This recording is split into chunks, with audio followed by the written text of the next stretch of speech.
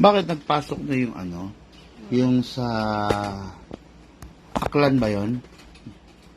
Yung Yung sa pa-repair, pa-fix barrel? Nagpasok na? tinatanong ako magkaan. O, sandali lang kamo. Okay na ba, no? Doon na, kanina pa.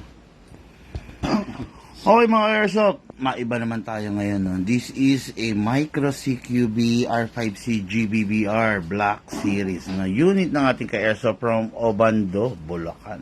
Okay. Ganda, kita nyo. Tingnan nyo, wala pang isang dangkal yan. Isang dangkal.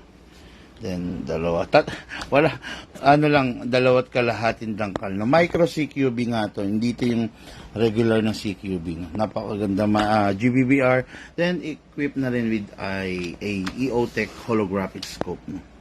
Ang kulang dito, sling na lang. Sling yun na lang. Para hindi inilalapag yung unit. Okay? Ito yung demo test fire natin ngayon sa ating ka-airsoft na si Sir J. Ramos. Hello, sir. Hello po, hello, sir. Yan si Madam, medyo mainit ang ulo. Pero sana all to guys, sana all transaction to kasi syempre kasama si Madam. Hindi na natin kailangan magsinungaling na. Hindi Madam, ano lang yun? 2.5 lang. Ang layo no? Ayun, yan kasama si Madam. Tapos, at ito ang napili ni Sir, no? So, start ko na Sir. GBBR, no? Fully adjustable, hindi nga lang ganun kahaba ang butt. Itong nagsisilbing butt niya, okay? Then, this is the magazine. Look, paon nga yung warmer. So, this is will serve as the magazine. Ito, sir, meron lang tayong konting sa GBBR. Ingatan mong wag na baka malaglag yung magazine. Kasi yung magazine lagi, yan yung parang tank niya eh. So, hindi siya pwedeng malaglag-laglag, no? Ngayon, tapos ito yung unit mo, yan. Tulad nga sabi ko, sling na lang. Tignan nyo, yung mga nauna natin na binenta, wala siyang mga rail dito, no? For accessories. Ito kung gustong bihisan ni Sir, pwede. Napakadali niyang i-maneuver, no? Kasi, pero mabigat siya. Sobra bigat, no? Pero madaling i-maneuver kasi napaka-iksi niya. Micro CQB niya. Okay, so dahil ito nagustuhan ni Sir, start tayo.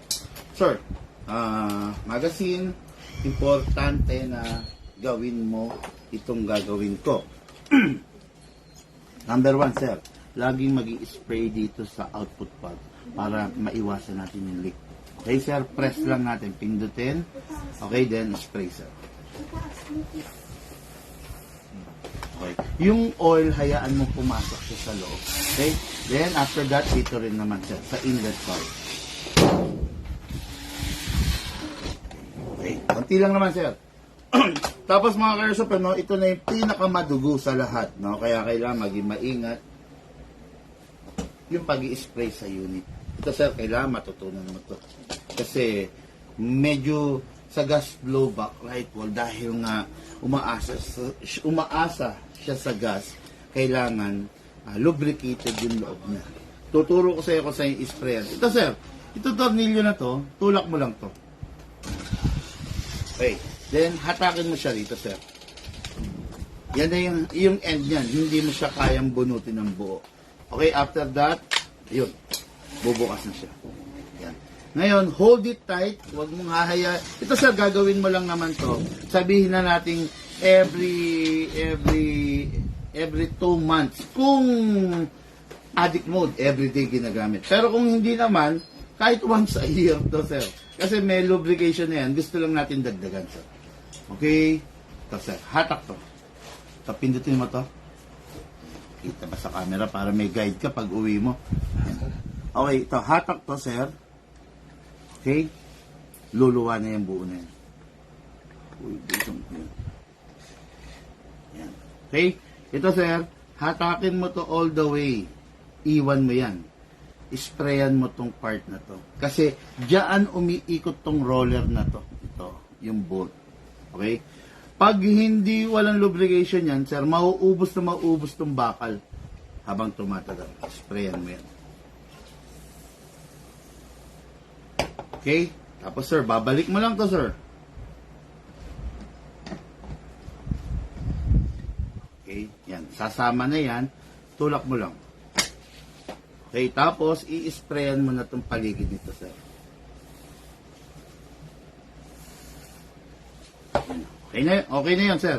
Importante yan mga ka-airsoft ha. Wag na wag hahayaan. Tapos, balik natin to. Sara mo to. Yan. Then, okay na yan. Yung loob. Tapos, itong gilid, sir. Ito. Para hindi magasgas, maubos. Sprayan mo lang siya. Okay. Ngayon, ang tanong. Diyan pa lang, makikita mo siya, sir, pag tuyo na. So, pag tuyo na, hindi naman ibig sabihin, sinabi ko na once every 2 months, once every 2 months lang. Halimbawa lang, na-advance, dumating sa puntong 1 buwan pa lang or 2 linggo pa lang tuyo na siya, isprayan mo na siya, sir. Okay po? Ngayon, ito, pag hindi gagamitin yung unit, make sure palagi siyang nakasara para walang papasok na mga foreign element or what, no? Okay, so, patabi muna natin yan. Tako tayo ngayon, sir, sa gas. Marami tayo iba't ibang klase ng gas, sir. 14, tsaka 12. Okay. Pwede kang gumamit dito, kaya lang hindi mo ma-maximize yung full na lakas niya. Kaya dito tayo sa 14. Itong 14, ginawa talaga para sa rifle.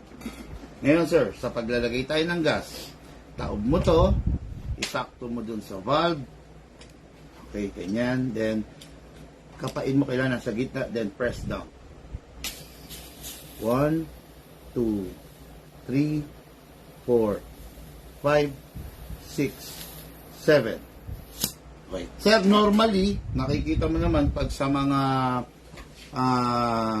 pistol, mga 3 seconds lang, 4 seconds. Pero ito, nilagyan ko 7 seconds kasi mas malaki siya.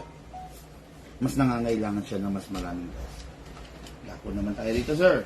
Paglalagay naman tayo ng bala. Ito yung reloading stick na tinatawag. Okay, sir. Reloading stick to, mapapansin mo, 5, 10, 15. Ibig sabihin, 15 BBs. Ngayon, ito, maximum of 30 BBs ang laman.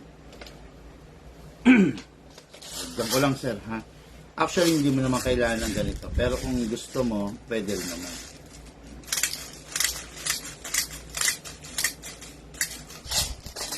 $15 BBs, guys, 15 BBs, i-inject mo siya dito. Tayo mo yan, ito, itayo mo, iharap mo sa yung BBs para nakikita mo, ganyan ha. Then ito, sir, ito, yung gatla, ito, pansin mo yan, nakaharap dyan, tutulak mo ngayon yan. Easy as that. Dagdagan pa natin, sir. Paki-tawag si ate. Video. Wait, then dito, lagyan natin ulit ng another 15. Ganun ulit. Sakto. Then, push down.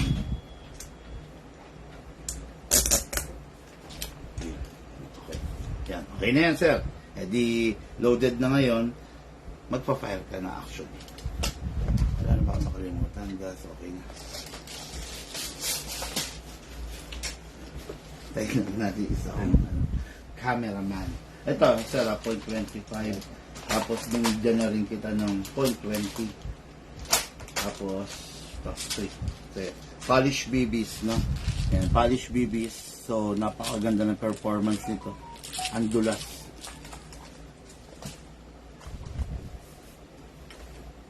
Okay din paligid mo, sir.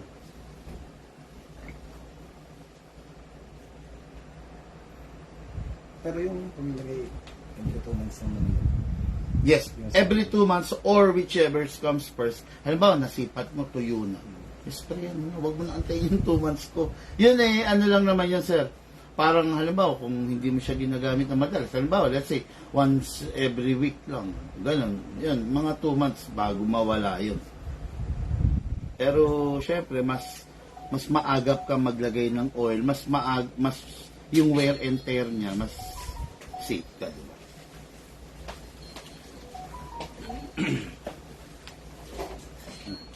Video ko na. Okay ngayon, sir. Magpa-fire ka na. Pasok natin. Okay?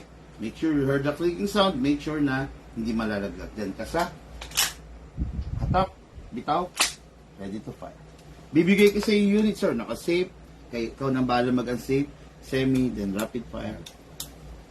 Ano pa tayo?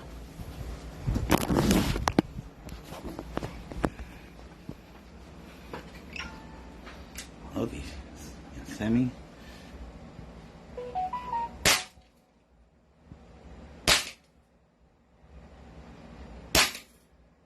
Try the rapid. Pitik-pitik. Wow, grabe.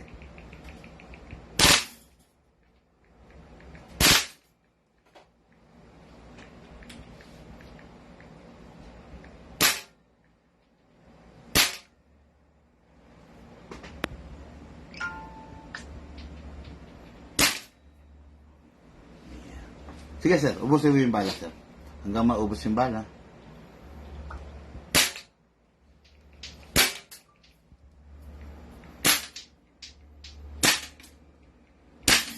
Wala na yata. Ay, hindi siya nag-open bolt. Meron pa ba? Meron pa ba? Sige sir. Baka naka-dry fire mode pa. Meron pa ba?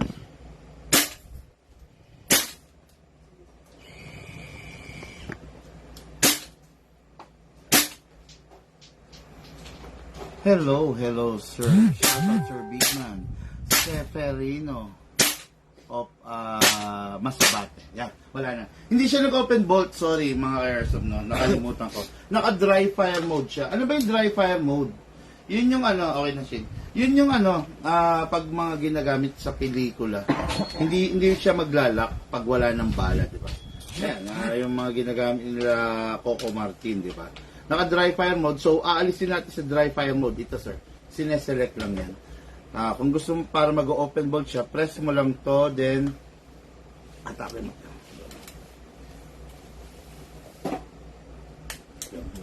Yan. Dry fire mode, hindi na dry fire. Normal mode na yan, no? Ayun. Okay. Open bolt na. Open bolt, mga airsoft, no, kasi wala na siyang bala. Next thing to do, release the magazine. Then, ito sir. Then, release the bolt. Ito sir. Press mo lang. Ikaw sir, press mo. Yan. Pansin mo. Then, close this. Okay, then, rest the hammer sir by pressing the trigger. Okay, tapos, wag mong ipipilit ibalik sa safe. Hindi mo siya ma-safe pag hindi siya nakakasa. Tapos, huwag mo siyang itatabi na nakakasa. Kasi sir, masisira yung hammer assembly mo at saka yung mga spring sa loob. Always release. Hindi pala nakasa. Ayan. Okay? Tapos, yun lang. Always close to sir. Yung unit, sir, lifetime service warranty. Basta may problema, kontakin mo lang kaagad kami, sir. Mas maganda, sir, pag kami na lang ang gagawa. Kahit alam to ni Bayaw, ni Pinsan, wag mo nang pabuksan yan. Tapos, mukhang maingat naman si sir, no? Mukhang gentle naman sa paggamit. So, malamang hindi naman, pero basanan, hindi naman sasakit ang ulo. Tapos, sir, itong mga rail na to, bahala ka nilagyan kung gusto mong lagyan ng flashlight. Laser. Actually, bibigyan kitang free kasing laser. Lagyan natin para syempre pag si madam na yung magpa-firing, medyo mag-enjoy naman siya kasi nahihit niya yung target. Diba? Okay, pahinga ang laser. Bigyan natin si sir ng free. Makipanira sa akin ito.